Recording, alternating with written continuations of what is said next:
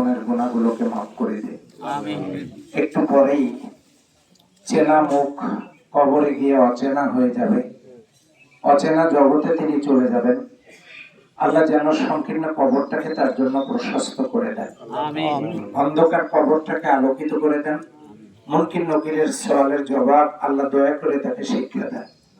এবং তার জন্য দোয়া করি একজন মসজিদ কমিটির সেক্রেটারি, যিনি আল্লাহর ঘরের সাথে সম্পৃক্ত, যিনি কাবার মেহমান, যিনি আরাফাতের ময়দানের, যিনি আল্লাহ তাআলার সাথী, সেই ব্যক্তিকে যেন আল্লাহ বেইজ্জতি না করে জান্নাতের আলা মাকাম দান করেন। আমরা সেই জন্য দোয়া করি। যাওয়ার আগে সিদ্ধান্ত নেই পরবর্তী যাত্রা কবরে আমাদের, আমরা কি পারবো এমন একটা জীবন গড়তে যাতে মানুষ আমাদের জন্য দোয়া করে।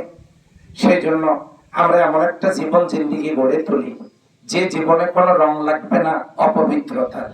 আল্লাহ যেন এই জানাজা থেকে আমাদের শিক্ষা নেওয়ার তৌফিক দান করেন। আল্লাহ যেন তার জীবনের গুনাহ মাফ করে তাকে জান্নাতের মেহমান হিসেবে কবুল করেন। সন্তপ্ত পরিবারের প্রতি গভীর সমবেদনা জ্ঞাপন করে শেষ করছি। আসসালামু আলাইকুম ওয়া রাহমাতুল্লাহ।